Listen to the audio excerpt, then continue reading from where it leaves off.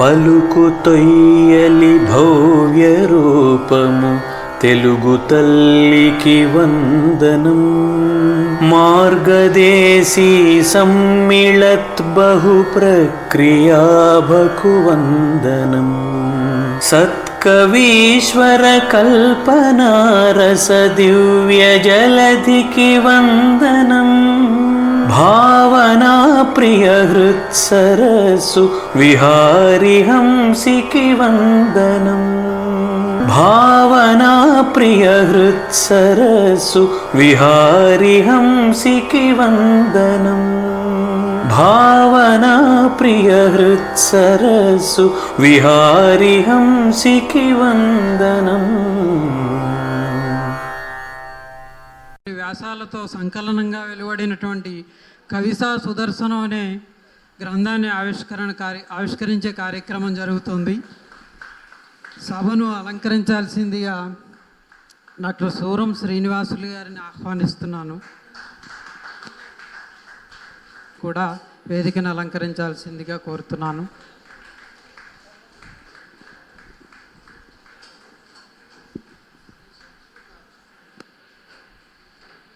అయినటువంటి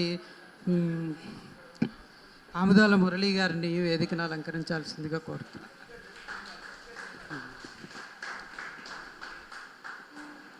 శ్రీ దార్ల వెంకటేశ్వరరావు గారిని కూడా వేదికను అలంకరించవలసిందిగా కోరుతున్నాం.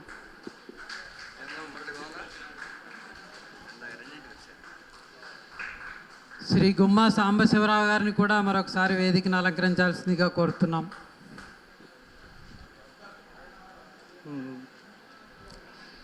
శ్రీ శంకర గోపాలయ్య గారు, మీరు కూడా వేదికను అలంకరించాల్సిందిగా ఆహ్వానిస్తున్నాను.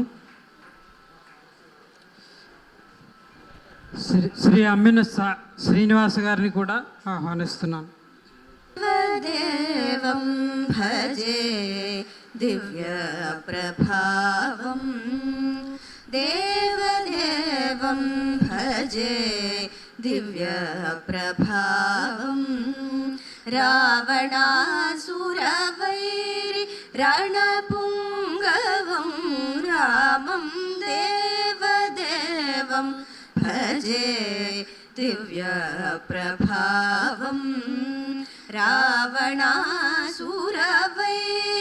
రణపుంగవం రామం దేవదేవం భజే దివ్య ప్రభావం. రావణాసురవైరి రణపుంగవం రామం దేవదేవం భజే దివ్య ప్రభావం. రాజవరశేఖరం రవికులసుధాకరం, రాజవరశేఖరం రవికులసుధాకరం. ఆర్జానుబాహు నీలాభ్రకాయం, ఆర్జానుబాహు నీలాభ్రకాయం. రాజారికోదండ రాజదీక్షా గురుం, రాజారికోదండ రాజదీక్షా గురుం. రాజీవలోచనం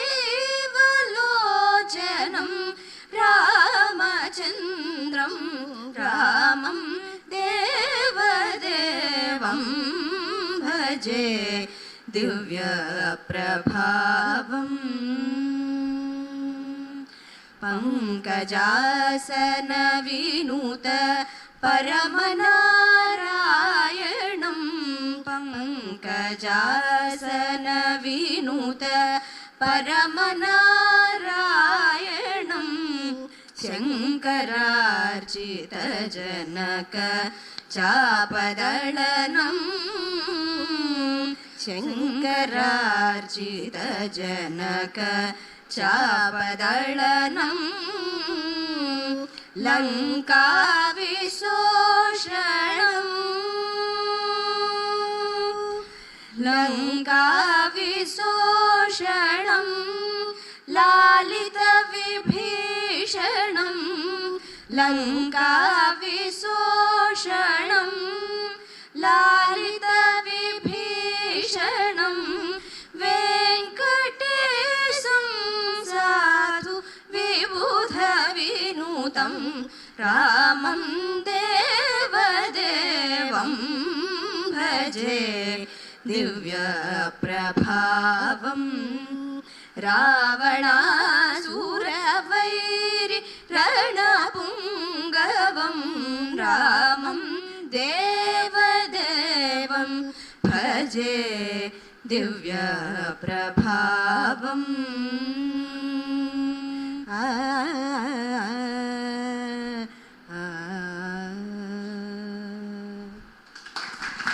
గురువుగారు శ్రీ ఎన్సిహెచ్ చక్రవర్తి గారి గురువుగారి సమగ్ర సాహిత్యం పైన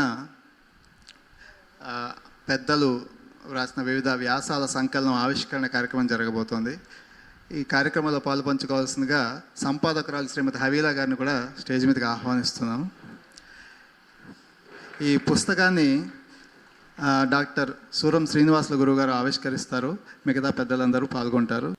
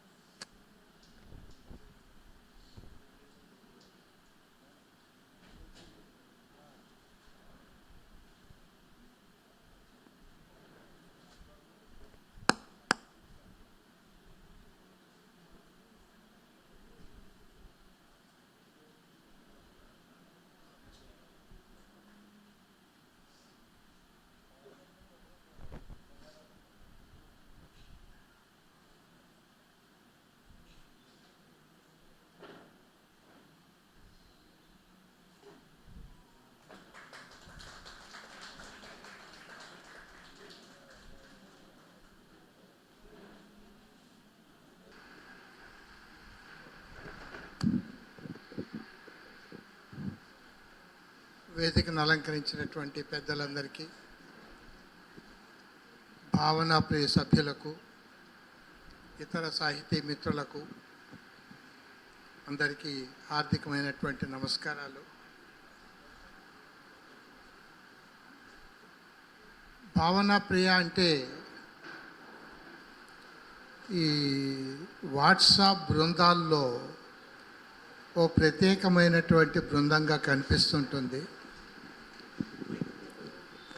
భావశీలతతో పాటు క్రియాశీలత కూడా కలిగినటువంటి ఒక ముచ్చటైన పొదరిల్లు లాంటి వేదిక ఇది. దాని మీద సర్వాధికారాలు కలిగి సర్వ సభ్యుల యొక్క స్వాతంత్ర్యాన్ని గౌరవిస్తూ చక్రవర్తి గారు నిర్వహించేటువంటి ఒక ఉదాత్తమైనటువంటి సాహిత్య వేదిక ఇది. తాను చేస్తూ ఇతరుల చేత చేయించడం అనేటువంటిది చాలా ఉదాత్తమైనటువంటి వ్యక్తిత్వానికి సంకేతం. అందుకని అన్ని ప్రక్రియల్లో కవిత్వాన్ని తాను వ్రాస్తూ వ్రాయించటం కూడా కార్యక్రమంగా పెట్టుకున్నటువంటి ఈ వేదికకు ప్రధాన నిర్వాహకులైనటువంటి చక్రవర్తి గారి సాహితీ విశ్వరూపానికి సంక్షిప్తమైనటువంటి స్వరూపం ఈ సుదర్శనం. సుదర్శనం అనేటువంటిది వ్యాసకర్తల యొక్క దృష్టితోనూ ఆ వ్యాసాలకు మూల గ్రంథాలైనటువంటి ఆ గ్రంథాలకు రచయిత అయినటువంటి చక్రవర్తి గారి యొక్క దృష్టితోనూ మనందరికీ చూడ్డానికి అందంగా, ఆహ్లాదకరంగా, ప్రయోజనకరంగా కనిపించడము అనేటువంటిది కూడా మూడో ఉద్దేశంగా ఉన్నటువంటి ఈ సుదర్శనము అనేటువంటి సంచిక ఈరోజు ఆవిష్కృతమైనది. ఇది వారి ఏ లక్ష్యంతో భావనా ప్రియ సభ్యులు ఈ సుదర్శనాన్ని ఆవిష్కరించారో ఆ ప్రయోజనాన్ని అది అందించాలి అని ఆశిస్తూ నేను సెలవు తీసుకుంటున్నాను. ధన్యవాదాలు గురుగారు. తదుపరి పెద్దలు శ్రీ కడిమిళ్ళ వరప్రసాద్ గారిని. వాత్సల్య పరిపూర్ణానాం అన్వహం హితభాషిణాం శ్రీమాతృగురుభ్యాం సభాయై చ నమః. నాకు చక్రవర్తి గారితో కంటే వారి నాన్నగారితో ఎక్కువ సంబంధ బాంధవ్యాలు ఉండేవి. ఎన్సిహెచ్ కృష్ణమాచార్య గారు అంటే ఆ రోజుల్లో అదొక విశ్వరూపం. ఆయన మనిషి కాస్త చిన్నగానే ఉండేవాడు, కానీ అదొక విశ్వరూపం. ఆయన ఇటు సంగీతాన్ని ఇటు సాహిత్యాన్ని రెండింటినీ కూడా ఆపోసన పెట్టినటువంటి మహనీయుడు. ఆకాశవాణిలో సంగీత విభాగంలో పనిచేస్తూ ఉండేవారు. ఇంకా పద్యాలు రాసేస్తూ ఉండేవారు. తర్వాత ఏదైనా విషయం వస్తే విమర్శనాత్మకంగా మాట్లాడుతూ ఉండేవారు. నేను 1985 నవంబర్ నెలలో విజయవాడ లబ్బీపేట వెంకటేశ్వర స్వామి దేవాలయంలో శతావధానం చేశాను. నా శతావధానాల్లో అది రెండవది. మొట్టమొదటిది హైదరాబాద్లో చేసిన, రెండవది విజయవాడ. 2 నెలల తేడా రెండింటికి కూడా. అప్పుడు ఈ కృష్ణమాచార్య గారు నా పక్కనే కూర్చున్నారు. ప్రతి పద్యాన్ని, పద్యంలో ఉండే ప్రతి పాదాన్ని, ప్రతి పదాన్ని కూడా ఆస్వాదించారు ఆయన. అంతటితో ఆగల, అందులో మధ్య మధ్య ఎడనడ శబ్ద చర్చ కూడా చేశారు. దాంతో ఆ సభకి గొప్ప ఉదాత్తత వచ్చింది. అప్పటి నుంచి ఇంక నేను ఎప్పుడు విజయవాడ ఏ పని మీద వెళ్ళినా ఒకసారి కృష్ణమాచార్య గారి ఇంటికి వెళ్ళడం, ఆయనతో దర్శించడం, ఆయనతో కాసేపు మాట్లాడడం, మాట్లాడడం అంటే మీద కాలక్షేపం కబుర్లు ఉండవు. అంతా సాహిత్యమే, అంతా భాషే. ఆ తర్వాత చాలా ఏళ్లకి చక్రవర్తి గారి పరిచయం వారని చాలా విశేషం. అంటే నా దృష్టిలో ఆయనకి నాకు వయస్సులో ఎంత తేడా ఉందో నాకు తెలియదు, కానీ నా దృష్టి మాత్రం చాలా చిన్నపిల్లడిగా అనిపిస్తాడు. వారి నాన్నగారిని బట్టి నాకు ఈయన పరిచయం కాబట్టి. అయితే విచిత్రం ఏమిటంటే, వారి నాన్నగారు శ్లోకాలు, పద్యాలు, సంస్కృతము, తెలుగు అయితే ఈయన ఇంక తెలుగులో ఎన్ని ప్రక్రియలలో కవిత్వం చెయ్యవచ్చు అన్నీ పట్టేస్తున్నాడు అంతే. ఆయన ఇంకా అది గరిది కాదు, అన్నింటినీ పట్టుకున్నాడు. అది సుదర్శనం గారి చక్రవర్తి గారి యొక్క గొప్పతనం. అంతేకాదు ఇది తెలుగు భాషకున్న గొప్పతనం కూడా. ఎందుకంటే మీరు ఏదైనా గమనించండి, మిగిలిన భాషల్లో ఆ భాషలో ఒదిగే ప్రక్రియలేవో వాళ్ళకు ఉంటాయి, అందులో మాత్రమే రచనలు జరుగుతూ ఉంటాయి. ఒక్క తెలుగు భాష తన ప్రక్రియలతో పాటు, తనకు పుట్టుకతో వచ్చిన ప్రక్రియలతో పాటు ఇతర భాషల్లో ఏ ప్రక్రియ ఉన్నా తెలుగులో వచ్చేస్తుంది, తెచ్చేసుకుంటుంది తెలుగు. అలాగా ఒక్క తెలుగుకే ఉంది, ఆ శక్తికి దేనికి లేదు. ఎందుకలా కుదురుతుంది అంటే, ఇప్పుడు రాముడు రావణుని చంపెను, రావణుని చంపెను రాముడు, చంపెను రావణుని రాముడు, చంపెను రాముడు రావణుని, ఎటు నుంచి ఎడు తిరిగేసిన అదే అర్థం వస్తుంది. చెప్పండి, రామ కిల్డ్ రావణ, కొంచెం ప్లేస్ మార్చండి. రావణ కిల్డ్ రామ అంటే కుదురుతుందా? కిల్డ్ రామ రావణ అంటే కుదురుతుందా? మనం ఏం చేయాలా? ఒక అక్షరం మార్చలా, ఓ పదం మార్చలా, ప్లేస్ మార్చాం. ప్లేస్ మార్చితేనే ఒప్పుకోదు అది. కానీ ఎటు నుంచి ఎటు తిరిగేస్తానో కుదురుతుంది. ఈ లక్షణం మళ్ళీ సంస్కృతానికి ఉంది. వనం గచ్చతి రామ, గచ్చతి వనం రామ, రామ వనం గచ్చతి, రామ గచ్చతి వనం. ఎటు నుంచి ఎటు తిప్పిన సంస్కృతంలో కూడా అలా కుదురుతుంది. ఆ లక్షణం పుణికి పుచ్చుకుంది కాబట్టి తెలుగు ఏ ప్రక్రియనైనా తనలోకి ఆస్వాదించుకుంటుంది. అందుకే కార్ ఇంగ్లీషా, కారు అంటే తిరిగైపోయింది. రోడ్ ఇంగ్లీషా, రోడ్డు అంటే తిరిగైపోయింది. ప్లేట్ ఇంగ్లీషా, ప్లేటు అంటే తిరిగైపోయింది. పెన్ ఇంగ్లీషా, పెన్ను అంటే తిరిగైపోయింది. ఉగాగమమో ద్యుత్తమో మరోటో చేస్తే చాలు. అంటే ఏ పదాన్నైనా, ఏ భాషా పదాన్నైనా తనలోకి ఇముడ్చుకునే శక్తి ఉన్న భాష కేవలం తెలుగు భాష మాత్రమే. అందువల్ల ఏ ప్రక్రియనైనా సరే తన లోపలికి ఇముడ్చుకుంటుంది. అంతేకాదు ఇంకా నేను ఎల్లుండి కూడా మాట్లాడాల్సిన ఉన్నాయి కనుక అప్పుడు చెప్పాలొక నిమిషాలు ఇప్పుడు చెప్పను, కానీ పైగా 2 నిమిషాలు నాకు మా విట్టు నన్ను నియంత్రించాడు ఇక్కడ. కాబట్టి ఈ తెలుగు భాష గొప్పదని ఇలాంటిది కనుక తెలుగులో అవకాశం ఉన్నప్పుడు ఎందుకు ఉపయోగించుకోకూడదు? ఇంకా మనం మిగతా భాష మనం ఎందుకు మడికట్టుకోవాలి? దీనికి ఎంత శక్తి ఉందో చూద్దాం. అర్జునుడిలాగా ఎడాపెడా బాణాలతో కొడతాడు అర్జునుడు. అలాంటప్పుడు ఒంటి చేతితో యుద్ధం చేయకూడదు అర్జునుడు, 2 చేతులతో చేయాల్సిందే, లేకపోతే సవ్యసాచి కాడు. సుదర్శన చక్రవర్తి గారు కూడా అర్జునుడు లాంటి సవ్యసాచి కాబట్టి ఒక ప్రక్రియతో ఆయన ఆగకూడదు. బహు ప్రక్రియ వైసారథ్యాన్ని ఆయన సంపాదించుకుంటూనే ఉంటారు, సంపాదించుకుందురుగాక అని ఆశీర్వదిస్తూ ధన్యవాదాలు మీకు. సభకు నమస్కారం. చక్రవర్తి గారు ఈ సమావేశం చూస్తుంటే నాకు భద్రాచలం పూర్వపు రోజులు గుర్తుకొస్తున్నాయి. 70ల్లో ఇట్లాంటి సాహిత్య సమావేశాలు తరచుగా జరుగుతూ ఉండేవి భద్రాచలంలో. ఆ తర్వాత ఆ శ్రద్ధ తగ్గిపోయింది, పూనుకునే వాళ్ళు తగ్గిపోయారు. ఈ చక్రవర్తి గారు ఇక్కడ కాలేజీలోకి వచ్చిన తర్వాతే నెల వెన్నెల అనే సాహిత్య కార్యక్రమం పెట్టారు. అది మంచి ఊపందుకుంది. ఆ కార్యక్రమం వల్ల చాలామంది ఇక్కడ సాహితీ ప్రియులు తయారయ్యారు మన భద్రాచలంలో. ఇంకా వారి ఈ సుదర్శనం ఉంది, మరి అది సుదర్శన చక్రం అవుతుంది. ఆ కవితలు సుదర్శన చక్రం. ఆ సుదర్శనాన్ని ప్రియదర్శనం చేయటానికి ఆయన శిష్యులందరూ కూడా తలో పుష్పం ఇక్కడ సమర్పించారు. ఇందులో ఇవి చదివినట్లయితే ఆ రచనలు చదవాలి, ఈ విమర్శ కూడా చదివినట్లయితే మనని ఆ రచనలకి మనల్ని చాలా దగ్గర చేస్తుంది. ఈ చక్రవర్తి గారు మరిన్ని రచనలు చేయాలని, ఇలాంటి సాహిత్య కార్యక్రమాలు తరచుగా మన భద్రాచలంలో నిర్వహించాలని కోరుకుంటూ నేను విరమిస్తున్నాను. శ్రీ దార్ల వెంకటేశ్వరరావు గారిని మాట్లాడవలసిందిగా కోరుతున్నాను. నమస్కారం. వేదికపై ఉన్న యమహీమీలైనటువంటి కవులు, సాహితీవేత్తలకు నా హృదయపూర్వకమైనటువంటి నమస్కారాలు. వేదిక ముందున్నటువంటి సాహిత్య అభిమానులు, సాహితీవేత్తలందరికీ నమస్కారం. ఈ పుస్తకం రావడంలో సిహెచ్ చక్రవర్తి మాస్టారు వారి యొక్క గొప్పతనం ఒకటైతే, వాళ్ళ శిష్యులు చేసినటువంటి కృషి మహోదాత్తమైంది.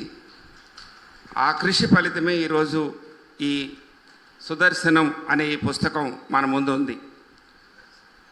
సుదర్శనం మాస్టర్ని చూడడమే దర్శనం, సుదర్శనం. ఇక్కడ ఈ పుస్తకానికి సంపాదకులుగా వ్యవహరించినటువంటి హవీలా గారు అక్కడ కూర్చొని ఇక్కడ వీళ్ళందరినీ కూర్చోబెట్టడంలోనే వారి యొక్క గొప్పతనం తెలుస్తుంది. మా విజయ్ కుమార్ చక్రవర్తి మాస్టారు రచనలు పంపించి ఒకసారి చూడండి అని చెప్పాడు. విజయ్ కుమార్ సెంట్రల్ యూనివర్సిటీలో మా విద్యార్థి. వెంటనే డిగ్రీ కాలేజీలో అసిస్టెంట్ ప్రొఫెసర్గా, ఆ తర్వాత వెంటనే ప్రిన్సిపల్గా కూడా అతను ప్రమోషన్ పొందాడు. చాలా తక్కువ సమయంలోనే ప్రమోషన్ పొందాడు. బహుశా చక్రవర్తి మాస్టర్ లాంటి వాళ్ళ ఆశీస్సులు అతన్ని పరిపూర్ణమైనటువంటి సాహితీవేత్తగా, ఒక ఉన్నతమైన వ్యక్తిగా రూపొందించడానికి కారణమని నేను నమ్ముతున్నాను. వారు సాధారణంగా సహనావతు సహనోపునక్తు సహవీర్యం కరవావహై తేజస్వినావదీతమస్తు మా విద్విషావహై ఓం శాంతి శాంతి శాంతి అని ఒక శాంతి సూత్రాన్ని, మనం శాంతి మంత్రాన్ని పఠిస్తూ ఉంటాం. అది భారతీయ సంప్రదాయం. ఒక గురువు బాగా ఎదిగిన తర్వాత ఆ గురువుని మించిన శిష్యుడు అయినప్పుడు వీళ్ళిద్దరి మధ్య వాదోపవాదాలు జరిగి, మరలా వాళ్ళ వాదోపవాదాలు అవి సాహిత్య అభివృద్ధికి, సమాజ అభివృద్ధికి చెందాలే తప్ప అది మన మధ్య ఉన్నటువంటి వైరుధ్యానికి కారణం కాకూడదు అని ఆ మంత్రంలో ఉన్నటువంటి గొప్ప రహస్యం. అది భారతీయ సాహిత్యంలో ఉన్నటువంటి ఉదాత్తత నిదర్శనం. దానికి పరిపూర్ణమైనటువంటి నిదర్శనం డాక్టర్ చక్రవర్తి మాస్టారు. అందుకని నేను ఆధునిక ఋషి తుల్యుడు డాక్టర్ చక్రవర్తి గారు అని చెప్పి నేను ఇందులో వ్యాసం రాశాను. నేను ఆయన చెప్పడం, మా విద్యార్థి విజయ్ కుమార్ ఎప్పుడు చూసినా మా మాస్టర్ చక్రవర్తి గారు చెప్పేవారు. ఆయన మంచి భావుకతో కూడినటువంటి మంచి పద్యాలు రాస్తూ ఉంటాడు. చందోబద్ధమైన పద్యాలు. వచ్చిన ప్రాంతం ఏమో చాలా గ్రామీణ ప్రాంతం, సామాజిక వర్గం కూడా అటువంటి వర్గం. కానీ ఇంత మంచి పద్యాలు, ఇంత చందోబద్ధంగా, ఇంత భావయుక్తంగా నువ్వు ఎలా రాయగలుగుతున్నావు అని నేను అడిగితే, అక్కడ ప్రతి చోట మాకు డాక్టర్ చక్రవర్తి మాస్టారు నన్నే కాదు చాలామంది ఇలాంటి శిష్యుల్ని తయారు చేస్తున్నారని చెప్పి నాకు చెప్పేవాడు. మా యూనివర్సిటీ వాళ్ళందరికీ చెప్పేవాడు. అటువంటి రత్నాన్ని తయారు చేసినటువంటి మన మాస్టారు బహుశా ఇంకా ఎంతోమంది రత్నాలను తయారు చేసి ఉండొచ్చు. నేను నేషనల్ సెమినార్లకి, ఇంటర్నేషనల్ సెమినార్లకి కూడా చీఫ్ గెస్ట్గా రమ్మన్నా సరే వెళ్ళలేదు. కానీ మా శిష్యుడిని తయారు చేసినటువంటి ఒక గొప్ప రత్నాన్ని ఈరోజు చూడడానికి ఇక్కడికి వచ్చాను. మీ అందరినీ కలుసుకోవడం, మాస్టర్ని చూడడం నా హృదయపూర్వకమైనటువంటి వారికి శుభాకాంక్షలు తెలియజేస్తున్నాను, ధన్యవాదాలు కూడా తెలియజేస్తున్నాను. ఒక సామాజిక వ్యత్యాసాలు కనిపిస్తున్నాయి మనకి సాహిత్యంలోనూ సమాజంలోనూ. ఈ సామాజిక రుగ్మతలు, సామాజిక వ్యత్యాసాలు, వర్గ వైరుధ్యాలు పెరిగిపోతున్న ఈ సమయంలో చక్రవర్తి మాస్టర్ లాంటి వాళ్ళు ఉండడం వల్ల సమాజం మరలా ప్రతిభావంతుల్ని, ఉత్తముల్ని చేరదీయడంలో మంచివాళ్ళు ఉన్నారు అనే ఒక గొప్ప సందేశాన్ని ఇవ్వడానికి చక్రవర్తి మాస్టర్ జీవితం ఉపయోగపడుతుందని నేను నమ్ముతున్నాను. అటువంటి చక్కటి శిక్షణని ఇస్తున్నటువంటి మాస్టర్కి మా విద్యార్థుల తరపున నా హృదయపూర్వకమైనటువంటి కృతజ్ఞతలు తెలియజేస్తున్నాను. నన్ను ఈ సభలో పాల్గొనడానికి పిలిచినటువంటి డాక్టర్ హవీలా వారికి ఇటీవలే కీర్తి పురస్కారం వచ్చింది. శుభాకాంక్షలు తెలియజేస్తున్నాను ఈ సందర్భంగా. ఇంకా ఆ హవీలా గారి మాట విని ఒక రోజు ముందే రావాలని అనిపించింది. అంటే ముందు సభలో పేరు వేసినా వేయకపోయినా పర్వాలేదు, కానీ నాకు అప్పుడు రాగలనో లేదో చెప్పలేం. కానీ మాస్టర్ని కలుసుకోవాలి అనే ఉద్దేశంతో తొందరగా వచ్చాను. నాకు అయినప్పటికీ కూడా అక్కడ కూర్చుందాం అనుకున్నాను, కానీ నన్ను ఇక్కడ పెట్టారు. మాస్టర్ యొక్క గొప్పతనానికి, మీ యొక్క సభలు అందరి యొక్క గొప్పతనానికి నిదర్శనంగా దీన్ని భావిస్తూ మీ అందరికీ నమస్కారాలు తెలియజేస్తున్నాను. ధన్యవాదాలు. వేదిక మీద ఉన్నటువంటి పెద్దలందరికీ, వేదిక ముందు ఉన్నటువంటి పెద్దలందరికీ నమస్కారం. శిష్యోత్సాహము గురునకు, అదేంది, శిష్యుడు జన్మించినప్పుడు చెందదు జనులా శిష్యుని కనుగొని పొగడగా శిష్యోత్సాహంబునాడు చందురసుమతి. ఆ శిష్యోత్సాహం ఈరోజు చక్రవర్తి గారికి ఈ వేదిక మీద ఒక విశ్వవిద్యాలయంలో ఉండేటువంటి ఆచార్యులు ప్రశంసిస్తూ ఉంటే ఆయన్ని పొగడలేదు, వాళ్ళ శిష్యుడిని పొగుడుతూ ఉన్నాడు. అప్పుడు చక్రవర్తి గారు ఆయన చేసినటువంటి సాహిత్య వరివశ్య సార్థకమైందిగా మనం భావించవచ్చు. ఇంతకంటే మించినటువంటి నిదర్శనం ఇంకొకటి లేదు. ఇక ఈ సుదర్శనం అనేది ఎవరి దృష్టి నుంచి సుదర్శనం ఇది అంటే, ఇందులో ఉన్నటువంటి పండితులు పుస్తకాల్లో చూసి రాసినటువంటి సుదర్శనం. ఇది పుస్తకంగా కావడానికి వాళ్ళ శిష్యులు చేసినటువంటి సుదర్శనం ఇది. కాబట్టి ముందుగా శిష్యులందరికీ శుభాకాంక్షలు తెలియజేస్తూ ఉన్నాను. వాళ్ళ సంకల్పం, వాళ్ళ గొప్పతనం. పొద్దున్నే మా సోదరులు గోపాలయ్య గారు మాట్లాడుతూ చక్రవర్తి గారి సాహిత్యాన్ని ప్రచారం చేయడానికి శిష్యులు పూనుకోవాలి అని చెప్పి అన్నారు. అందులో భాగమే ఇదని నేను భావిస్తూ ఉన్నాను. ఎందుకంటే ఇందులో దాదాపు 25 మంది పండితులు వారి గురించి వ్యాసాలు రాశారంటే 25 మంది పండితుల దగ్గరికి మొదట చక్రవర్తి గారి సాహిత్యాన్ని పంపించినటువంటి ఘనత శిష్యులది. 25 మంది పండితుల దగ్గరికి వెళ్ళింది. ఆ 25 మంది వాళ్ళ సభల్లో, సమావేశాల్లో కోట్ చేసేటప్పుడు మరో 25 మందికి అది అందేటువంటి అవకాశం ఉంటుంది. ఇట్లాంటి గురుపీఠాలకు వెళ్ళింది కాబట్టి, ఎందుకంటే ఇక్కడ రాసిన వాళ్ళంతా ఒక్కొక్కరు ఒక గురుపీఠం, ఆ గురుపీఠంలోకి వెళ్ళింది కాబట్టి వాళ్ళ శిష్యులకు వాళ్ళు చెప్పినప్పుడు అది ఇంకా మరింత విస్తృతంగా అవుతుంది. ఆ విస్తృతికి కారణమైనటువంటి శిష్యులు తాము తరిస్తూ తమ గురువు యొక్క గొప్పతనాన్ని లోకానికి చాటి చెప్తూ ఉన్నటువంటి శిష్యులందరికీ పేరు పేరున నమస్కారాలు తెలియజేసుకుంటూ, ఈ చక్రవర్తి గారిని సరికొత్తగా సుదర్శనంగా ఆవిష్కరించినటువంటి ఇందులో ఉన్నటువంటి పండితులందరికీ నమస్కారాలు తెలియజేసుకుంటూ, చక్రవర్తి గారికి శుభాకాంక్షలు తెలియజేసుకుంటూ, నమస్కారాలు తెలియజేసుకుంటూ, ఇప్పుడు ఇది ఏ సందర్భంలో వేశారో నాకైతే తెలియదు, కానీ మళ్ళీ సాధారణంగా ఇట్లాంటి సంచికలు ఎప్పుడు వేసుకుంటారు? సప్తతి సందర్భంగా, సహస్ర చంద్ర దర్శనం పూర్తయినటువంటి సందర్భంగా, షష్ఠి పూర్తయినటువంటి సందర్భంగా ఒక అభినందన సంచిక వేసుకోవడం అనేది సహజమైనటువంటి విషయం. పద్మశ్రీ లాంటిది వచ్చినప్పుడు అట్లాంటిది.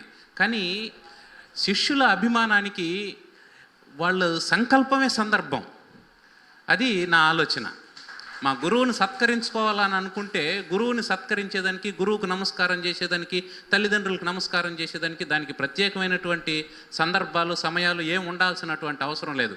ఎప్పుడు కనిపిస్తే అప్పుడు సాష్టాంగం చేయొచ్చు. అట్లా ఎప్పుడు సంకల్పం కలిగితే అప్పుడు ఇంకో సుదర్శనాన్ని, సుదర్శనం 1, సుదర్శనం 2, సుదర్శనం 3 అట్లా మీరు అప్పుడప్పుడు తీసుకొని వస్తూ ఉన్నారంటే, ఎందుకంటే ఇప్పుడు కొత్తగా వచ్చిన 5 పుస్తకాలు మిగిలిపోయాయి. వాటిని కూడా మీరు తీసుకొని వస్తున్నారంటే ఆశ్చర్యకరం ఏంటంటే వారు సర్వీసులో ఉన్నప్పుడు కంటే కూడా రిటైర్ అయిన తర్వాత కంటే కూడా భావనాప్రియ గ్రూప్ పెట్టిన తర్వాత ఎక్కువ పుస్తకాలు రాశారు. అంటే అధ్యాపన చేయడం కోసం అధ్యయనం, రచన ఈ రెండింటిని వారు తీసుకున్నారు. కాబట్టి మీరు ఎంత శ్రద్ధగా చదువుకుంటూ ఉంటే గురువుగారి అన్ని ఎక్కువ పుస్తకాలు వస్తాయి. అది వారు చెప్పదలుచుకున్నది. అది వారు ఎప్పుడు చెప్పలేదు వాచ్యంగా, కానీ చేసి చూపిస్తూ ఉన్నారు. అది నా ఆలోచన తెలియజేస్తూ ఈ అవకాశాన్ని కల్పించినటువంటి పెద్దలందరికీ మరొకసారి కృతజ్ఞతలు తెలియజేస్తూ సెలవు. ధన్యవాదాలు. అదే ఇందాక అడిగారు ఏ సందర్భంలో ఇది అయిందని. ఇది సాక్షాత్తు గత సంవత్సరం మా వార్షికోత్సవాలు జరుపుకున్న తిరుపతిలో శ్రీ వెంకటేశ్వర స్వామి ప్రేరణతో ప్రారంభమైంది. మేడిపల్లి రవికుమార్ గారి ఇంట్లో ప్రస్తావన వచ్చి అక్కడి నుంచి రథం ముందుకు వెళ్ళింది. దీనికి చాలామంది శిష్యులంతా కూడా చాలా శ్రమపడ్డారు. ముఖ్యంగా ఏమీ ఎరగని మురళీకృష్ణులా నవ్వుతున్న ఆముదాల మురళి గారు, ఆయన దీని వెనకొండి నడిపించారు మమ్మల్ని. వారికి ధన్యవాదాలు. పెద్దలకి మరోసారి నమస్సులు. ఇక్కడ ఇటువంటి సుదర్శనాలు ఇప్పటికీ ఒక 10 రావాలి నాకు తెలిసి. వాస్తవంగా ఆయన అధ్యాపకుడుగా ఉద్యోగ విరమణ చేసినప్పుడే ఒక అభినందన సంచిక రావాలి. అనేక సందర్భాలు ఉన్నాయి, కానీ ఇక్కడ భావన ప్రియ సాహితీ వాళ్ళు ఇచ్చినటువంటి ఒక ఉత్తమమైనటువంటి గురుదక్షిణ ఇది. ఆ అదృష్టం వాళ్ళకే దక్కింది. ఎందుకంటే వాస్తవం చెప్తున్నాను, ఎందుకంటే నిజం నా నైజం కాబట్టి. చక్రవర్తి గారితో స్నేహితంగా ఉండటం కూడా అంత సులభం కాదు. చక్రవర్తి గారితో శిష్యరికం ఉండటం కూడా అంత సులభం కాదు. చివరి దాకా ఉండలేరు. వాస్తవంగా ఈ భావనా ప్రియదర్శనలోనే మొట్టమొదట శిష్యగణం బారు చాలా పెద్దగా ఉండే. ఆ బారు తగ్గింది. ఇప్పుడు ఉన్నటువంటిది అసలైన సిసలైన శిష్యులు ఉన్నారు. ఇది కావాలి మనకి. కాబట్టి ఎవరికైనా సరే ఒక్క చిన్న విషయం చెప్పి నేను ముగిస్తున్నాను. ప్రతి వ్యక్తికి ఒక చరిత్ర అవసరం. ఎందుకంటే మన పాత సాహితీవేత్తలు ఆ పని చేయక ఇప్పుడు చాలా ఇబ్బంది పడుతున్నాం. మన ప్రాచీన సాహితీవేత్తలకు పుట్టిన తేదీ తెలియదు, వాళ్ళ ఫోటోలు తెలియవు. కానీ ఇప్పుడున్నటువంటి సందర్భంగా ప్రతి సాహితీవేత్త కూడా సాధారణంగా విడి రచనలు ఉంటాయి. విడి రచనలు అంటే దారి పక్క చెట్లు. ఆ రచనలన్నీ పుస్తకంగా చేస్తే ఒక ఉద్యానవనం. ఇప్పుడు ఉద్యానవనాల సంఖ్య కూడా పెరిగింది. ఒక సమగ్ర వనాలు కావాలి. ఎందుకంటే ఇందులో చక్రవర్తి గారి గురించి తెలియని విషయం నేను ఇప్పుడే చూశాను. సార్ ఒక చక్కటి నాటక కళాకారుడు. నేను సాహితీకారుడే అనుకున్నాను. ఆయన నాటకాలు కూడా వేశారు. అంటే స్టేజ్ నాటకాలు, వేరే నాటకాలు కాదు. ఎందుకంటే ఒక వ్యక్తిని అనేక విధాలుగా ఆవిష్కరించేటువంటి ఇటువంటి ప్రత్యేక సంచికలు, వారి యొక్క జీవనానికి సంబంధించినటువంటి కొన్ని విషయాలు మాత్రమే ఇందులో పొందుపరిచినటువంటి ఈ సంపాదకురాలు హవీలా గారికి తెలుగు పాఠక లోకం పక్షాన ప్రత్యేకమైనటువంటి ధన్యవాదాలు, శుభాకాంక్షలు. ఎందుకంటే మేడం గారికి మొన్నగాక అటు మొన్న అంటే 4వ రోజు అనుకుంటాను ప్రతిష్టమైనటువంటి తెలుగు విశ్వవిద్యాలయం కీర్తి పురస్కారం వచ్చింది. హవీల గారి కన్నా అత్యంత ఎక్కువగా ఆనందించింది గురుగారి. ఇది నిజమైనటువంటి గురుతత్వం. వాస్తవంగా హవీల గారికి రాలేదు, అది చక్రవర్తి గారికే వచ్చింది. చక్రవర్తి గారికే కీర్తి పురస్కారం వచ్చింది. అయితే ఇక్కడ గొప్ప విషయం ఏంటంటే చక్రవర్తి గారికి ఒక గొప్ప ఉత్తమ ఉపాధ్యాయుడు, ఒక్కసారి కూడా ఉత్తమ ఉపాధ్యాయ పురస్కారం పొందినటువంటి అత్యంత ఉత్తమ ఉపాధ్యాయుడు. ఎందుకంటే శిష్యుల గుండెల్లో అనేకమైనటువంటి పురస్కారాలు పొందారు, కానీ ప్రభుత్వ పక్షాన ఎప్పుడు తీసుకోరు కూడా. మనందరం కూడా ఆయన యొక్క సేవను మరింత ముందుకు తీసుకుపోవాలి. మరి మన గురువు గారికి మనం అంటే అభిమానం అంటాం, కానీ ఆయన ముందు పొగడటం, ఆయన పుస్తకాల గురించి చాలా గొప్పగా రాశారని కాదు. మనం ఆయన మీద చూపించాల్సినటువంటి అసలైన అభిమానం ఒకటే. ఆయన ఏ విధంగా భాషను ప్రేమిస్తున్నాడో అట్లా మనం భాషను ప్రేమిద్దాం. ఆయన ఎలాగ కాలాన్ని కరాలతో బంధించి క్రమశిక్షణతో టైం మెయింటైన్ చేస్తున్నారో మనం అది చేద్దాం. అప్పుడే మనకు ఆయన నిజమైన హీరో, అప్పుడే ఆయనకు మనం నిజమైన శిష్యులం అవుదామని ఆశిస్తూ మరొక్కసారి అందరికీ ధన్యవాదాలు. మాన్యులు అందరికీ నా నమస్సులు తెలియజేస్తూ, సభలో ఉన్న మిత్రులందరికీ కూడా నా నమస్సులు తెలియజేస్తున్నాను. 2024 సంవత్సరం 7 సంవత్సరాల వార్షికోత్సవాలు జరుగుతూ తిరుపతిలో ఉన్న సందర్భంలో ఆ నేపథ్య వచనాల్లో రాశాను. అయినా సభాముఖంగా నాకు 2 నిమిషాలు సమయం ఇచ్చారు కనుక ఆ సందర్భంలో శతావధాని ఆముదాల మురళి గారు మాకు ఈ ఆలోచనకి మొట్టమొదటిసారిగా ఒక ఉత్తమమైన సలహా ఇచ్చి మాకు ఈ ఆలోచన కల్పించారు. నారాయణ గారు 2 సంవత్సరాల క్రితం ఒకసారి, అంతకుముందు ఒకసారి, అమ్మ చక్రవర్తి చాలా పుస్తకాలు రాశాడు, ఉత్తమమైన సాహిత్యం రాశాడు, తన పుస్తకాల మీద మీరు శిష్యులు ఎవరైనా మంచి సమీక్షలు విశ్లేషణలు చేస్తే బాగుంటుంది అన్నారు. నేను యూనివర్సిటీలో చదువుకున్న దాన్ని కాదు, ఆ యూనివర్సిటీ స్పర్శ ఇవన్నీ తెలీదు. ఈ పుస్తక సమీక్షలు అవి కూడా నేను ఎక్కువగా నేర్చుకోలేదు, అప్పుడు రాయలేదు. అయితే అవి వ్యాస రూపాలుగా ఉండాలన్న విషయం నాకు తెలీదు.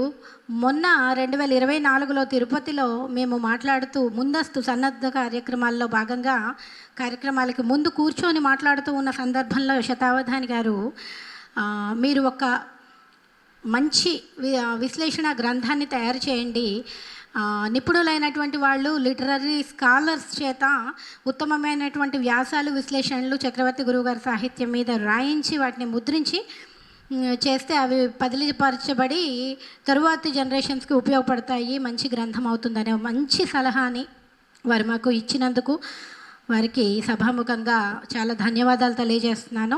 తరువాత దానికి వెన్ను తట్టి ప్రోత్సహించి చాలా చాలా బాగుంటుందమ్మా, ఇది కంపల్సరీ చేయాలి అనేటువంటి దాని విధి విధానాల గురించి మరికొన్ని సూక్ష్మమైనటువంటి సలహాలు సూచనలు అందించిన, ప్రస్తుతం మన దగ్గర లేకుండా నిన్న ప్రసంగించి వెళ్ళిపోయినటువంటి ఆచార్య మేడిపల్లి రవికుమార్ మాస్టర్కి కూడా ధన్యవాదాలు తెలియజేస్తున్నాను. తరువాత ఈ వ్యాసాలు మా నారాయణ గారు గురువుగారి బాల్యమిత్రులు మాకు ముందుండి నడిపించి దీనికోసం దాదాపు ఒక 10 మీటింగ్లు, కనీసం 8 మీటింగ్లు దానికోసం పెట్టుకొని కొన్ని వందల ఫోన్ కాల్స్ మాట్లాడుకొని దీనికోసం సహకరించినటువంటి నిర్వాహక బృంద సభ్యులు సామాన్యమైన శ్రమ చేయలేదు, ఎంతో శ్రమ చేశారు. వాళ్ళ పరిశ్రమ అంతటికీ కూడా ధన్యవాదాలు తెలియజేస్తున్నాను. విశేషించి నేను ధన్యవాదాలు చెప్పుకోవాల్సింది వ్యాసాలు మాకు పంపించినటువంటి వాళ్ళు. మేమెవరో వాళ్ళకి పరిచయం లేదు, అందరూ చాలా చాలా పెద్ద స్కాలర్స్. ఇక్కడున్న ప్రతి ఒక్కళ్ళు కూడా మళ్ళీ నేను చెబితే అది సుపరిచితులను మళ్ళీ వేదికకి పరిచయం చేసినట్లు అవుతుంది కనుక యూనివర్సిటీ స్థాయిలో ఉన్నటువంటి పెద్ద స్థాయి వ్యక్తులు అందరూ కూడా మాస్టర్ వాళ్ళ షెడ్యూల్స్ అన్నీ కూడా ప్యాక్డ్ షెడ్యూల్స్, ఇక్కడున్న వాళ్ళందరివి కూడా కనీసం 2 నెలల ముందే షెడ్యూల్ ప్రిపేర్డ్గా ఉండేటువంటి షెడ్యూల్స్. అలాంటి టైట్ షెడ్యూల్స్లో కూడా మేము ఒక వ్యాసం రాయమని ఇలా అడిగినంతనే అమ్మ చాలా సంతోషం, తప్పకుండా రాసిస్తాము అన్నారు. సూరం మాస్టర్ గారు అయితే ఒక 4 పేజీలు రాయమంటారా, 10 పేజీలు రాయమంటారా, పుస్తకం రాయమంటారా, ఎన్ని రాయమంటారా అని అన్నారట విట్టుబాబు గారితో. కాబట్టి ఇలా ప్రతి ఒక్కళ్ళు కూడా చాలా చొరవ చేసి మా గురువుగారి కవిత్వం మీద మంచి విశ్లేషణల వ్యాసాలు వాళ్ళు ఎంత బిజీగా ఉన్నా కూడా మాకు కాదనక సంతోషంగా వ్రాసిచ్చి సహకరించినందుకు వాళ్ళకి శిరస ధన్యవాదాలు తెలియజేస్తున్నాను. ఈ సావనీర్ అంతట్లో విశేషించి ధన్యవాదాలు చెప్పుకోవాల్సిన వాడు విట్టుబాబు, ఎందుకంటే మేము బాగా హింసించాము. ఆ మాట కరెక్ట్గా ఏమీ తెలిసి ప్రయోగిస్తున్నాను నిజంగా. ఎందుకంటే ఆ అక్షరం తీసేయి, అది ఉంది, ఇది తీసేయి అని ఎన్నో మొత్తం కూడా ఎడిషన్స్ చాలా ఓపికతో 15 రోజులైతే పూర్తిగా నిద్రపోకుండా శ్రమ చేశాడు ఈ సావనీర్ మన చేతిలోకి రావడానికి. ఇక్కడ ఉన్నటువంటి సహృదయ మిత్రులందరి యొక్క సహృదయ సహకార నిదర్శనమే ఈ చక్రవర్తి కవితా సుదర్శనం అని తెలియజేసుకుంటూ అందరికీ ధన్యవాదాలు తెలియజేస్తూ నాకు ఈ అవకాశం ఇచ్చిన నిర్వాహకులకు ధన్యవాదాలు తెలియజేస్తాను. ఈ పుస్తకాన్ని ప్రియంగా ఆప్యాయంగా చూసుకుంటున్న గురువు గారిని వారి స్పందన తెలియజేయవలసిందిగా కోరుతున్నాను. దిగ్ధంతులైనటువంటి పండితులు, విద్వాంసులు ఎందరూ ఆసీనులై ఉన్నటువంటి ఈ సభ,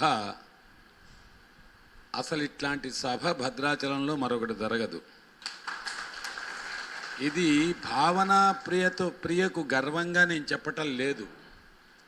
ఇంతమంది రావడం ఏమిటి, ఒకేసారి సాహిత్య సభలో పాల్గొనడం ఏమిటి, ఇది భద్రాచల అదృష్టంగా నేను భావిస్తున్నాను. వారందరికీ కూడా నమోవాకాలు సమర్పించుకుంటూ, సభలో పాల్గొన్నటువంటి వారందరికీ కూడా నమస్సులు సమర్పించుకుంటూ, కొంచెం ఉద్విగ్న భరితమైనటువంటి ఒక సన్నివేశం ఇది. ఒకరు అన్నారు పెద్దలు, ఏ పద్మశ్రీ వచ్చిన సందర్భంలోనో ఇలాంటివి చేసుకోవాలని. ఎవరన్నా మంచిదే, అది గౌరవవాచకమే. శతావధానులకే శతావధాని డాక్టర్ సూరం మాస్టర్ గారు, సహస్రావధానుల్ని తయారు చేసిన కడిమెళ్ల వరప్రసాద్ గారు, శతావధానుల్ని తీర్చిదిద్దుతున్న ఆముదాల మురళీ గారు, ఈనాడు ద్వారా వందల వ్యాసాలు రాసి జర్నలిజం పాఠశాలలో శిక్షణ ఇస్తున్న ఎర్రాప్రగడ రామ్మూర్తి గారు, గొప్ప పండితులు. ఎర్రాప్రగడ రామ్మూర్తి గారు వీరు రిటైర్డ్ తెలుగు మాస్టర్ గారు. ఎర్రాప్రగడ రామకృష్ణ వారు వేరు వారు. తర్వాత నూనూగు మీసాల అన్నట్టున్నారు ఆయన, కానీ ప్రొఫెసర్, యూనివర్సిటీ ప్రొఫెసర్ దార్ల వెంకటేశ్వరరావు గారు, ఒక విభాగానికి అధిపతి, ప్రజెంట్ పోస్ట్లో ఉన్నారు వారు. మరొక ప్రొఫెసర్ గుమ్మా సాంబశివరావు గారు. విజయవాడ అంటే గుమ్మా సాంబశివరావు గారు లేని, పూర్ణచంద్ గారు లేని సభ అంటూ 90% ఉండదు. 90%. ఇక్కడ అమ్మిన శ్రీనివాసరాజు గారు నాకు చాలా ఆత్మీయుడు. బాల సాహిత్యం మీద పరిశోధన చేశాడు. పూర్ణచంద్ గారు మీకు ఎంతమందికి తెలుసో నాకు తెలియదు, కానీ ప్రపంచ తెలుగు సభలు తెలుగునాట నిర్వహించే ఒకే ఒక సంస్థకి కార్యదర్శి వీరు. ఇంకే సంస్థ అట్లా చేయటల్లా. అది కృష్ణా జిల్లా రచయితల సంఘం. చూడండి ఎంతమంది మాకు ఆత్మీయులు, గొప్ప విమర్శకులు, కవి అయినటువంటి డాక్టర్ గోపాల్ గారు. ఇంతమంది దిగ్ధంతుల మధ్య ఈ పుస్తకం ఆవిష్కరణ కావడం కంటే పద్మభూషణ్, భారతరత్న ఉంటుందా చెప్పండి. ఇది మనస్ఫూర్తిగా చెప్పే మాట. ఇంతమంది ఆత్మీయుల్లో అందరికీ కూడా అది దీని మీదే దృష్టి పెట్టాలి ఇక. ఎందుకంటే వేషధారణ తగ్గకూడదు కదా, అందుకే కొంచెం అంచు కూడా కొంచెం డాబుగా కనిపిస్తున్నట్టుంది. ఈ కండువా జారిపోకుండా బాగానే ఉంది. 3 రోజులు నిన్న ఇవాళ కూడా ఈ మైకు ఎక్కడ జారిపోతుందో పలకదో అని భయపడుతూ ఉన్నాం. ఇవాళ ఇది సరే. మొత్తం మీద ఇంతమంది ఆత్మీయులకి ఒక గొప్ప విషయం చెప్తున్నానండి మీకు. ఎవరో కోట్లు పెట్టి చేసేటువంటి సన్మానం సత్కారం కాదండి. ఇక్కడ కూర్చున్న ఏకైక వ్యక్తికి చక్రవర్తి అంటే ఏమిటో అంతో తెలుసు. ముక్కు మొహం తెలియకుండా కవి సమ్మేళనంలో కవిత్వం అనుకుని చదివి శాలువా గప్పించుకుని మెమెంటో మొక్క తీసుకుపోవడం ఏమిటది. కాబట్టి ఇది గొప్ప సభ కదా. ఎందుకని ఈ సభకి వీళ్ళందరూ ఉండడం వల్ల విలువ. నా వల్ల కాదు, గుర్తుపెట్టుకోండి. I'm a zero. మీరేదో అంటున్నారు, ఏదో నేర్పాను. ఏమీ లేదండి నేను చేసింది. వాళ్ళలో ఏమన్నా నిజంగా ఉంటే కొంచెం ఒత్తి వెలిగించడమే తప్ప నేను ఏం నిజంగా చేయలేదు. అతిశయంగా చెప్పే మాట కాదు, వినయంగా చెప్పుకునేటువంటి మాట. ఏమీ లేదు. వాళ్ళలో ప్రతిభ ఉంటే రాణిస్తారు, లేకపోతే లేదు. ఎంతోమందికి చెప్పాము, అందరూ రాణించారా? లేరు కదా. 10 మందో 15 మందో రాణిస్తారంటే వాళ్ళ ప్రతిభ అది, అంతకంటే ఏం లేదు. ఇందాక అమ్మిన శ్రీనివాసరాజు మంచి మాట అన్నాడు, ఎవరు కడదాకా ఉండరు అని. ఎంత మంచి మాట తెలుసా అండి. 80, 90, 100 నుంచి ప్రారంభమయ్యి 20 మందే మిగిలారు. ఇది వాస్తవమైన మాట. ఇంకొక విషయం కూడా చెప్తా, బాధపడుతూ కాదు, సంతోషంతో చెప్తా. ఇప్పుడు మా వాళ్ళందరి తలల మీద జుట్టు ఉంది కాబట్టి సరిపోయింది, కానీ ఎన్ని మొట్టికాయలు తిని బొప్పులు కట్టేసాయో చూడండి వాళ్ళవి అన్నీ కూడా. గుళ్ళు బట్టతళ్ళు తక్కువ, ఏంటి జుట్టు ఉంది కాబట్టి అందరూ సేవ్ అయిపోయారు. అంచేత ఎక్కువ కాలం ఉండరు మీరన్నట్టు. నిజంగానే మీకు ఇప్పుడు ఒక విషయం చెప్తా. భద్రాచలంలో సవినయంగా విన్నవించుకుంటున్నాను, నేను చేసిన కార్యక్రమాలు ఎవరూ చేసి ఉండరు, సాహిత్య కార్యక్రమాలు. ఖచ్చితంగా చెప్తున్నా, 150, 200 తక్కువ కాకుండా నేనుండగా సాహిత్య కార్యక్రమాలు నిర్వహించి ఉంటాను. టెంపుల్ పరంగా భద్రాద్రి ఉత్సవాలు నిర్వహించాను అనే చెప్తున్నాను. పొద్దున కూడా మురళీ స్వామి వారు చెప్పారు, ఆ వర్షాల్లో పడి ఎవరికో చెప్పారండి ఎంత ఇదిగా నిర్వహించారో అని చెప్పి. పుష్కర ఉత్సవాలు నిర్వహించాను, సాంస్కృతిక కార్యక్రమాలు. 2 భద్రాద్రి ఉత్సవాల్లో నేను కీలక పాత్ర పోషించా. భద్రాద్రి ఉత్సవాలను 2 సార్లు జరిగాయి. అది కాదు, సాహిత్య సంస్థలు స్థాపించి నేను మరొకళ్ళిద్దరితో కలిసి మాగంటి సూర్యం గారితో ప్రధానంగా చేసుకుని, మాగంటి సూర్యం గారు లేరు ఇప్పుడు, ఎన్ని వందల కార్యక్రమాలు చేసి ఉంటాను. ఇది ఎందుకు చెప్తున్నానో తెలుసా? ఎంతమందికి అప్లిఫ్ట్ ఇచ్చి ఉంటాను, గర్వంగా చెప్పట్లా, ఆనందంగా చెప్తున్నాను. భద్రాచలం వాళ్ళు ఒక్కళ్ళు ఇవాళ ఈ సభకి రాలే, గమనించండి. అది అందుకనే కడదాకా ఎవరు నిలవరు. వచ్చిన వాళ్ళందరూ నాకు ఆత్మీయులు, ఛాత్రులు, బంధువులు. మా రామం స్వామిల వారి లాంటి వాళ్ళు బంధువులు తప్ప ఈ సాహిత్య కార్యక్రమాల్లో పాల్గొనేవాళ్ళు కానీ, సాహిత్య సంస్థల వాళ్ళు కానీ, సాహిత్య సంబంధమైనటువంటి వాళ్ళు కానీ ఒక్కళ్ళు కూడా ఇటువైపు అడుగు కూడా పెట్టలా. ఎందుకో తెలుసా? సూరం గారి ప్రసంగం వినేదేమిటి మేము, కడిమిళ్ళ వారి అవధానం చూసేదేమిటి మేము, అవసరం లేదు మాకు. ఆముదాల మురళి గారు ఎవరండి ప్రసంగించడానికి?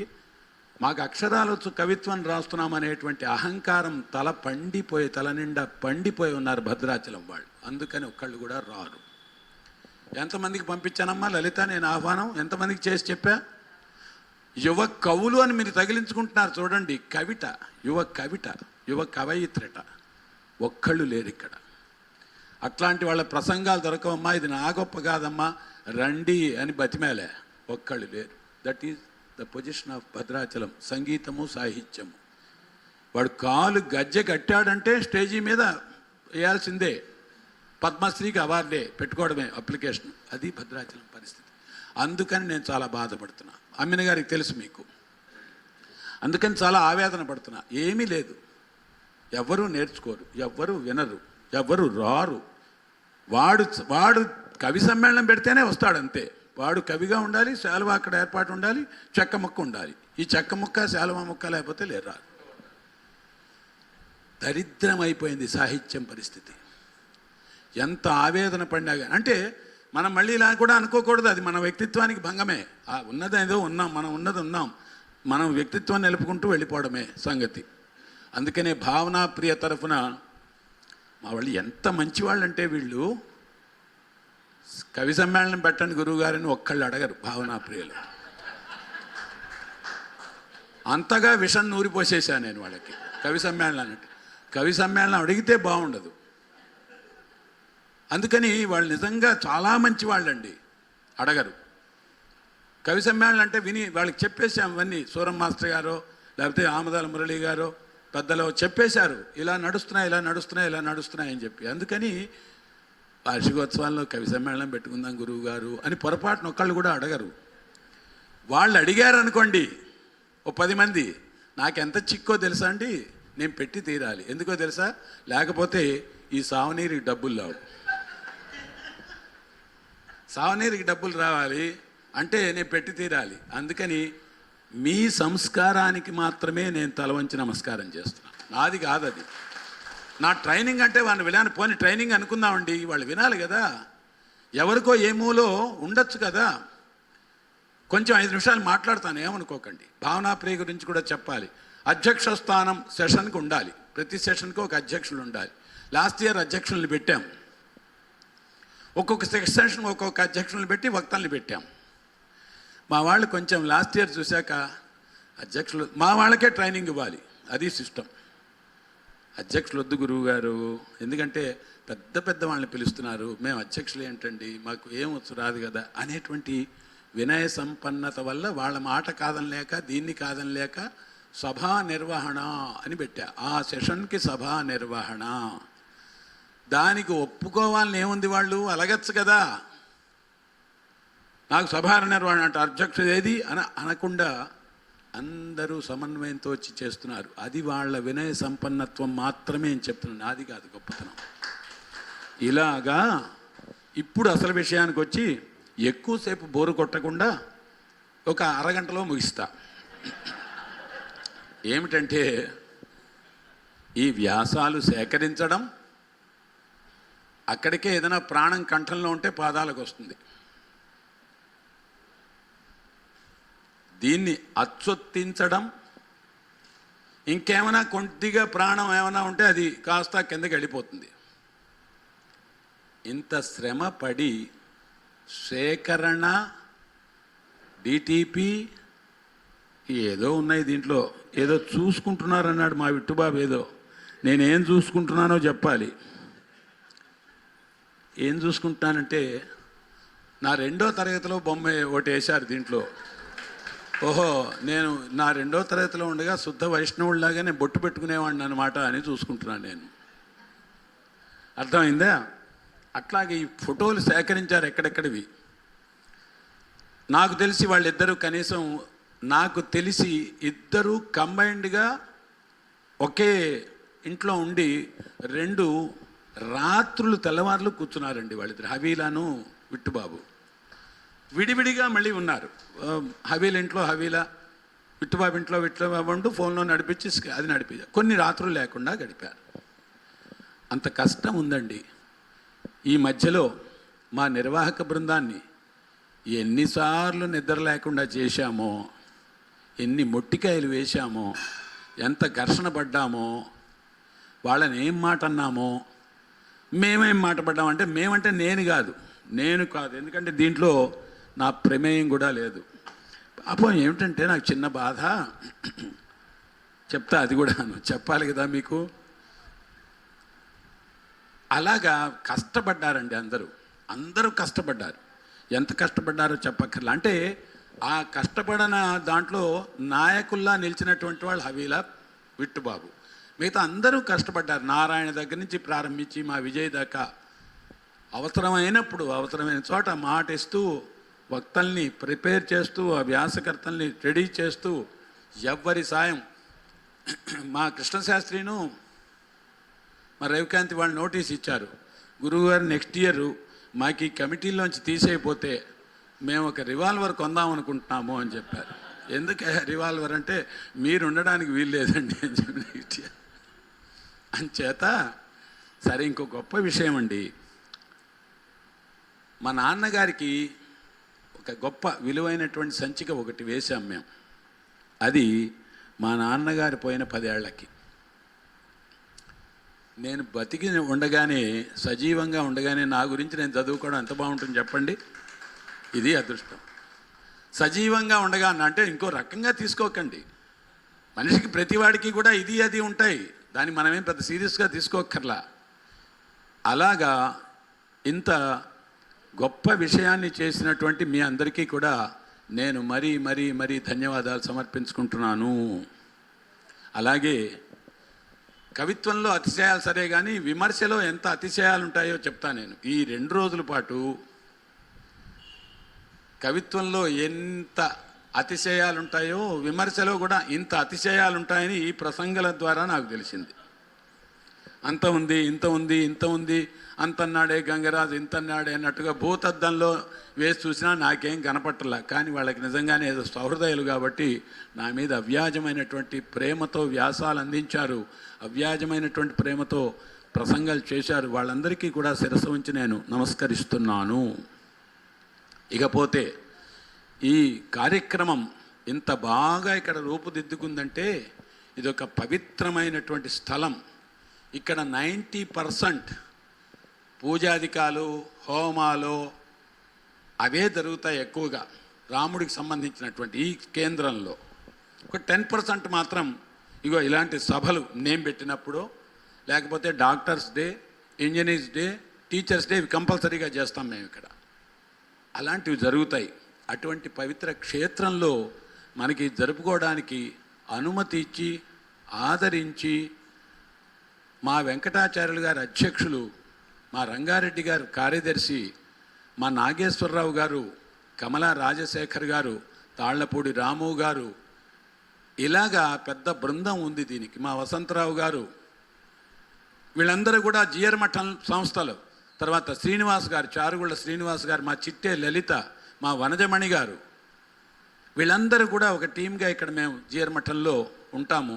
ఈ జిఆర్ మఠం వాళ్ళందరూ కూడా నా మీద ఉండేటువంటి వాత్సల్యంతో అనుమతించి ఇక్కడ కార్యక్రమాలు నిర్వహించుకోవడానికి మాకు వెంకటాచారి గారి కొంచెం అధ్యక్షులు, ఆయన ఉండాలి 3 రోజులు 4 రోజులు. వాళ్ళ భార్య కొంచెం క్యాట్రాక్ట్ అర్జెంటుగా చేయాల్సి వచ్చి వెళ్ళారు, హైదరాబాద్లో ఉన్నారు. ప్రతి పూట అడిగి తెలుసుకుంటున్నారు, ప్రతి పూట ఎలా ఉంది, భోజనాలు ఎలా ఉన్నాయి, ప్రసాదాలు అందాయా లేదా, ఎలా ఉంది, ఏమన్నా ఇబ్బంది వచ్చిందా అని ప్రతి పూట చేసి తెలుసుకుంటాను నేను లేకపోయినందుకని. మా రంగారెడ్డి గారు ఉంటారు, నాగేశ్వరరావు గారు వస్తున్నారు, వీళ్ళందరూ అప్పుడప్పుడు వచ్చి అలా పలకరించి వెళ్తున్నారు. ఇది ఇక్కడ ఉండేటువంటి దన్ను అనమాట. అందువల్లే భద్రాచల క్షేత్రంలో అని మీరు సంకల్పించిన దానికి నేను కూడా ఊతం పలికింది అందుకని. సో ఇంతటి గొప్ప కేంద్రాన్ని మాకు ఇచ్చినటువంటి జిఆర్ మఠం నిర్వాహకులందరికీ కూడా కృతజ్ఞతలు తెలియచేసుకుంటూ, పెద్దలు ఇంతమంది పెద్దల చేతుల మీద ఆవిష్కారం కావటం మరొక మారు చాలా చాలా ఆనందంగా ఉంది. అసలు ఊహించామా ఈ కార్యక్రమం తలపెట్టిన రోజున ఈ సభకి ఇంతమంది ఉంటారని ఎప్పుడైనా ఊహించామా? 9 మంది ఉన్నారు. నవరత్నాలు అంటే తేలిపోతుంది, అలా కాదు, నవదిగ్గజాలు, ఒక్కొక్కరు ఒక్కొక్క రంగంలో, 2 రంగాల్లో, 3 రంగాల్లో సుప్రసిద్ధులు. పేరు కోసం పాకులాట్లా లేని వాళ్ళు చాలామంది ఉన్నారు దీంట్లో. పేరు షో లేనటువంటి వాళ్ళు ఉన్నారు. అది మనకు కావాల్సింది. అందరూ కూడా ఏదో పేరు కోసం ప్రచారం కోసం కాకుండా చిత్తశుద్ధితో ఒక విద్యకి, సాహిత్య విద్యకి, భాష వృద్ధి చేయడానికి, అవధాన విద్యకి, ప్రపంచ సభలు నిర్వహించడానికి, అలాగ అందరూ కూడా వీళ్ళ రంగాల్లో నిరాడంబరులైనటువంటి అద్భుతమైనటువంటి సాహితీ మూర్తులు ఇక్కడ ఉన్నారు. ఇది ఈ సభకి గొప్పతనం. 9 మందిని తీసుకొచ్చారు మీరు. ఇది మీ కృషి. అనుకోలేదు కదా మనం 9 మంది ఉంటారని అనుకోలే. చివరి ఒక ముక్క మాత్రం చెప్పేసి ముగిస్తా. మా వాళ్ళు ఒక్కోసారి చాలా పరాధీనంగా ఉంటారు. ఎంత ట్రైనింగ్ ఇచ్చినా, ట్రైనింగ్ అన్నారు చూడండి, ట్రైనింగ్లో ఏదో లోపం ఉంది, వాళ్ళు ప్రిపేర్ తయారవడంలో కూడా లోపం ఉంది. అదేమిటో చెప్తే మీరు చక్కగా ఎంజాయ్ చేస్తారు. గురువుగారు మీ సన్మానం ఎవరితో చేయించమంటారు అని అడుగుతారు వాళ్ళు. అంత గురువుగారి మాట దాటిన వాళ్ళు. దండ ఎవరితో వేయించమంటారు చెప్పండి అని అడుగుతారు. తర్వాత ఇంకో మెసేజ్, గురువుగారు శాలువా ఎవరితో కప్పించమంటారో కొంచెం చెప్తారా అని. అంటే ఏమిటంటే నేను తిడతానో కేకలేస్తానో కానీ అంత గురువుగారి మాట జవదాటరు చక్కగా. చూసారా? అలాగే అంటే నేను విసుక్కుంటుంటా, కేకలేస్తుంటా. చివరికి నా సావనీరు ఆవిష్కరణ నా సభ కూడా మీరు అడిగితే బాగాలేదు, ఏదో ఎక్కడి దాకా వచ్చారు. నేను చాలా కాలం ఒప్పుకోలేదండి, నా సాహిత్యంలో 0. నేను దీన్ని ఒప్పుకోనంటే చాలా మనస్తాపానికి గురయ్యారు. ఇది వాస్తవం చెప్తున్నా. నేను 2 నెలల పాటు వాళ్ళు నానబెట్టారు నన్ను, ఒప్పుకోవాలి, మీరు రావాలి. చివరికి ఎక్కడి దాకా వచ్చిందంటే మీరు రాకపోయినా కానీ మేము చేసుకుంటామన్నారు. అంటే ఇక అందరూ దిగారు నానబెట్టడానికి. డెప్ప గట్టిది, ఆ డెప్పను నానబెట్టడానికి చాలా పెడితే ఇక నేను అందరినీ మనస్తాపానికి గురి చేస్తున్నానని సరే తల వంచి దీన్ని అంగీకరించాల్సి వచ్చింది. ఒక సుదీర్ఘంగా ఉన్నా కానీ కొంచెం భరించినందుకు ఓపికగా మరి ఇప్పుడే చెప్పుకోవాలి కదా. నేను కృతజ్ఞత సమర్పణం చేసుకుంటూ మీ అందరికీ, విచ్చేసినటువంటి పెద్దలందరికీ కూడా మరోసారి శిరస్సు ఉంచి నమస్కారం చేస్తూ నాకింత నా పరంగా నా సాహిత్యపరంగా ఇంత గొప్ప సాహిత్య కార్యక్రమాన్ని ఆ పేరుతోనైనా భద్రాచల క్షేత్రంలో ఏర్పాటు చేసిన భావనా ప్రియ బృంద నిర్వాహకులకు సభ్యులకు అందరికీ కూడా మనస్ఫూర్తిగా అభినందనలు తెలియజేస్తూ, మీరు మోస్తున్నారు, నేను పల్లకిలో కూర్చున్నా, మోయించుకుంటున్నా. మీరు మోస్తున్నారు కాబట్టి నేను కూర్చుంటున్నా. మీరు ఎప్పుడు పల్లకి వదిలేస్తే ఆ పల్లకి కాస్త డామని పడిపోతుంది. కాకపోతే నేను దానికి జాగ్రత్తగా కర్రలు కూడా పట్టుకుని రెడీగానే ఉన్నాను. ఎందుకంటే మీరు ఎప్పుడైనా వదిలేస్తే కనుక ఇందాక ఎవరో అన్నారు కదా, అది దూకేయడానికి కూడా రెడీగా ఉన్నాను. కొంచెం ఒరుగుతోంది అనగానే దూకేయడానికి కూడా రెడీగా ఉన్నా, అది మీ అందరికీ తెలుసు. కానీ అట్లా దూకే పరిస్థితి రాకుండా మీరు మోస్తున్నారు, మొయ్యండి. మోసినంతకాలం మొయ్యండి, మోయనంతకాలం ఇంకోళ్ళని ఎక్కిద్దాం, ఏం పర్వాలేదు. ధన్యోస్మి. ఇక్కడ ఉండేటువంటి పెరమాళ్ళకి, రామచంద్రుడికి, పెద్దలకి అందరికీ మరోసారి నమస్కారం తెలియజేస్తూ సెలవు. ధన్యవాదాలు, నమస్కారం. ఇక ఈ పుస్తకావిష్కరణ సభ ఇంతటితో ముగించుకుందాం అని ముగిస్తున్న పెద్దలందరికీ తెలియజేసుకుంటున్నాను. ధన్యవాదాలు. తదుపరి శిష్యుల చేత